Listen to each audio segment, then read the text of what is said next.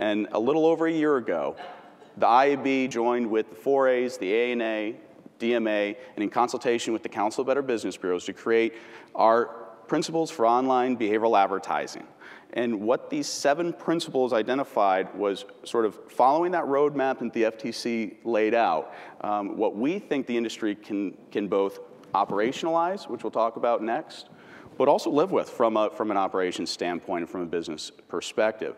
And so with that, we're going to focus today, because we only have so much time, on the transparency and consumer choice principles, because those are probably the most detail-oriented, especially from an implementation standpoint. Let's just get into the nitty-gritty of this notice provision, which is really what transparency is about. It's how you give consumers notice. And so one of the major components that was released 4 weeks ago by the group was this advertising option icon, the icon.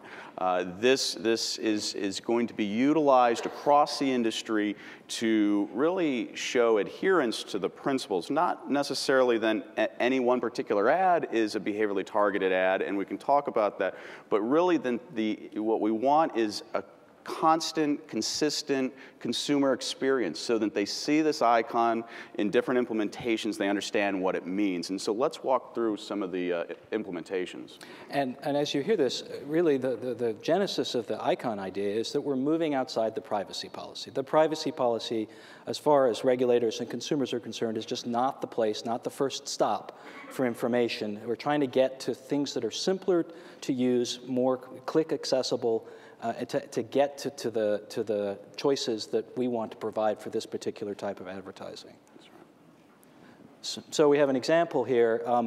And what you'll see as this program develops is that there are, of course, publisher-centric and advertiser-centric, as well as ad network-centric implementations of enhanced notice. They're slightly different implementations of the same concept, which is that they're trying to tell the user that interest-based advertising is going on and to provide information about the particular companies, or actually to provide industry-wide choice. So you see here an example from Yahoo, which is already deployed. You can't, obviously, it's written at the bottom of the page. This is a footer-driven, publisher-centric implementation about our ads. It clicks through, if you could click through to a consumer, not a privacy policy, but something that's more consumer-friendly in terms of answering some basic questions. Who's responsible for the ad? Why did I get it? Where do I make my choices? And so that's, this is an example of what we'll call an interstitial experience that simplifies the process of finding out about interest-based advertising, as well as providing an opportunity for the publisher, in this case Yahoo, to provide other information about its first-party activities and other kinds of choices, including ad interest management. So this is a platform for communicating with the consumer, not just as it relates to interest-based ads, but also really relevant information for all of the publisher's privacy practices. That's great. And here is another. This is an ad-centric version of enhanced notice. You see the logo and icon. I think it says Ad Choices next to the icon. And here is an example of enhanced notice delivered directly in the ad. It's positioned on the top right of the AT&T ad. And as you click through, you provide essentially a layered experience, which gives the consumer the option of getting a small amount of information in the first instance about, in this case, the advertiser, but also allowing the click-through to interest-based choices from the responsible parties for this particular ad, or also going through to industry-wide choice. And so there are many different ways to approach how to do this in terms of making a good click-through experience. There's not going to be, we think, one particular model, and there are going to be multiple approaches, but the key thing will be that ultimately that the icon is associated with a consistent core message to the consumer, that this is the tool through which you will click through to information and choices about interest-based ads and other kinds of information that are relevant to you as a consumer from a privacy perspective. That's right. And so what we've examined now are the two implementations of notice, a publisher notice and sort of a third-party notice. Now, they're not mutually exclusive. They may appear on the same page, but the idea is that they shouldn't be confusing to the consumer, but they should be ubiquitous. And so with the first-party, third-party options out there, we want to make sure that consumers are always receiving real-time notice that is understandable to them. So let's move on to the next principle, which is the consumer control one, which is what we've traditionally thought of as choice, consumer choice.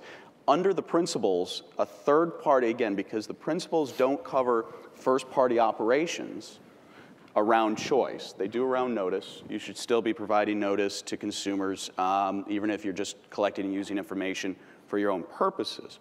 But around choice, we agreed with the Federal Trade Commission that first-party purposes do not require an opt-out. But here, third-party usage of this information for behavioral advertising purposes always requires the opportunity for a consumer to opt out of that.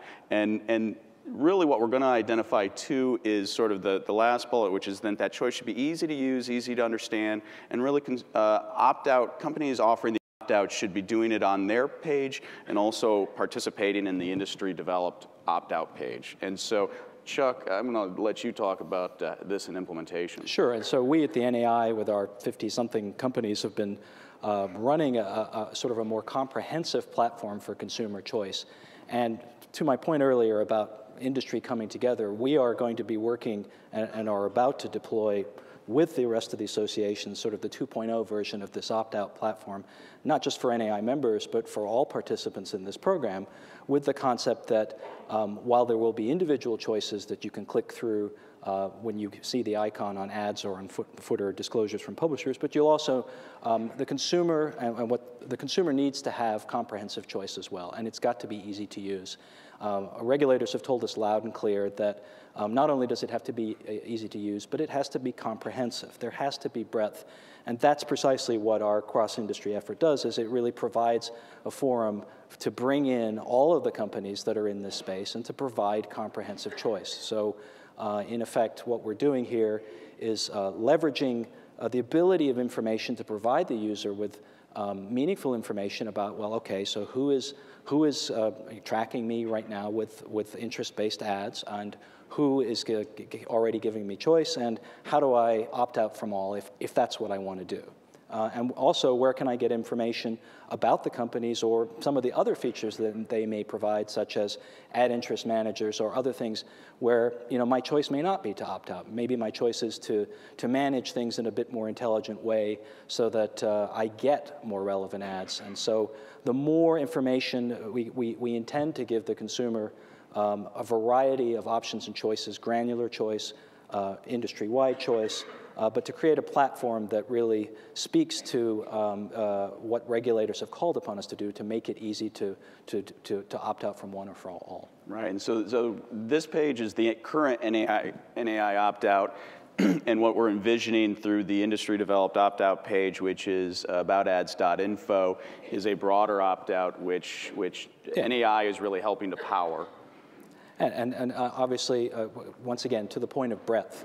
And we're certainly encouraging, and I know the associations are encouraging, that companies that are in this space need to come in and be part of the process to provide comprehensive information to the consumer. There's obviously been a tremendous amount of press, advocate attention. This is top of mind. It's an opportunity for industry to step up and, in effect, use the knowledge that we have, that we bring to the ad targeting process to in effect, providing an equally good experience for the consumer when it comes to transparency and choice. These are operational, and with the lawyers in the House making sure then each company just did what they could do, and that we weren't requiring you, like the legislative vehicles, right? They're blunt objects, and they hit you over the head because you, as a publisher, are a consumer-facing entity. We're going to make you responsible for everything.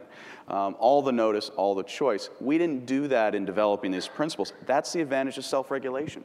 We like to think we understand the ecosystem pretty well and what you can and can't do, and we really have siloed these obligations as much as possible.